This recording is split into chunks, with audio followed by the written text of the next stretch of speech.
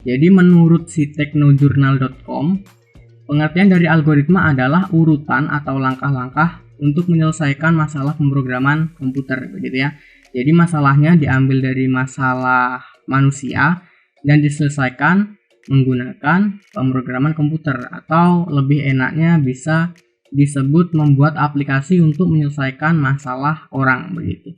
Dan si algoritma ini ditemukan oleh Bapak Muhammad Ibnu Musa Al-Khwarizmi, atau bisa disebut Bapak Al-Khwarizmi.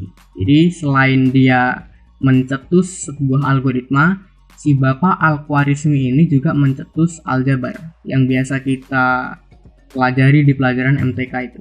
Kemudian analogi dari si algoritma tersebut. Jadi analoginya seperti ini. Jadi yang pertama ada masalah, begitu ya. Jadi sebelum kita membuat algoritma itu pasti diawali dengan adanya sebuah masalah. Nah, setelah adanya masalah dibuatlah sebuah algoritma. Jadi jangan membuat algoritma kalau nggak ada masalah, begitu ya. Dan jangan membuat masalah sendiri, begitu. Nah, setelah kita membuat algoritmanya, kemudian kita transformasikan ke dalam program komputer. Jadi dari masalah yang sudah kita analisis itu kita bisa transformasikan ke program komputer. Jadi tadi kan di definisinya algoritma ini adalah membuat program komputer untuk menyelesaikan sebuah masalah, begitu ya. Jadi kalau implementasinya bukan ke program komputer, berarti itu bukan algoritma, gitu ya. Nah, kemudian jadilah sebuah solusi. Jadi bisa dikatakan begini, algoritma itu adalah sebuah solusi dari masalah yang diimplementasikan di program komputer, begitu. Jadi enaknya ngomong membuat aplikasi untuk menyelesaikan sebuah masalah, gitu ya. Nah, kemudian cara mendeskripsikan masalahnya itu bagaimana, begitu ya. Jadi yang pertama, kita bisa menjabarkan masalah. Jadi ketika kita misal mendapat klien itu mengalami kesulitan di perusahaannya, itu kita bisa menanyakan pertanyaan satu-satu, masalahnya di mana dan kita harus bagaimana dan seterusnya.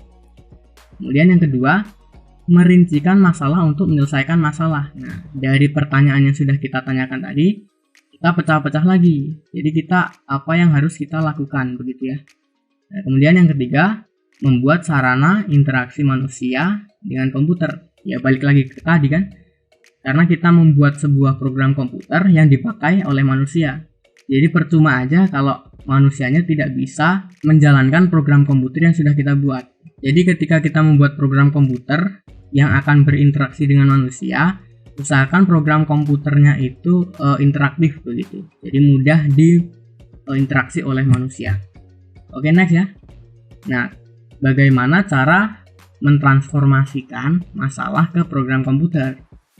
Jadi yang pertama, kita bentuk dulu urutan masalah-masalahnya tersebut, begitu.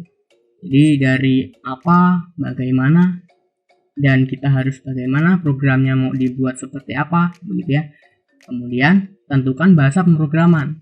Nah, ini tergantung si kliennya minta apa. Jadi misal si klien itu mintanya pemrograman berbasis web, maka kita bisa menggunakan bahasa pemrograman PHP, HTML, CSS, dan juga JavaScript. Nah, tapi kalau dia mintanya desktop, maka kita bisa gunakan Java dan lain sebagainya. Kalau mobile, berarti kita bisa menggunakan Kotlin dan lain sebagainya. Kemudian, kita harus memahami konsep mesin komputer. Jadi si komputer ini pahamnya ketika kita menuliskan kode seperti apa. Dan kodenya itu harus berurutan. Dibaca dari atas ke bawah, dari kiri ke kanan. Kalau belum paham, nanti dululah kita bahasnya di video atau playlist yang lain.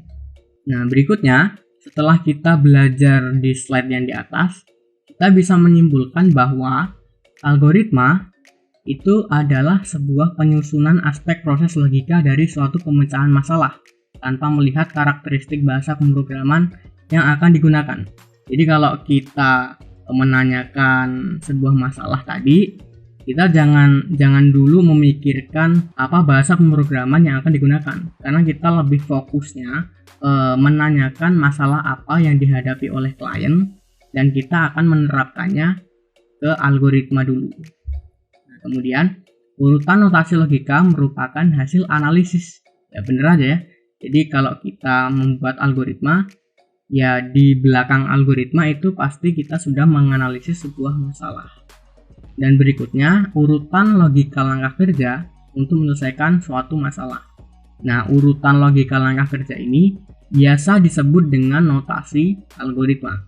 Jadi untuk mengimplementasikan notasi algoritma ini, kita biasanya menggunakan cara yang pertama, yaitu untaian kalimat deskriptif, ataupun cara yang kedua menggunakan flowchart, dan yang ketiga kita bisa menggunakan pseudocode. Jadi tergantung si kliennya itu dia orang programmer atau gimana. Jadi antara tiga ini kita bisa pilih salah satu tergantung yang dipahami oleh si klien gitu ya. Jadi apa bedanya untaian kalimat deskriptif, flowchart, dan pseudocode? Itu kita akan belajar di video selanjutnya. Jadi tenang aja.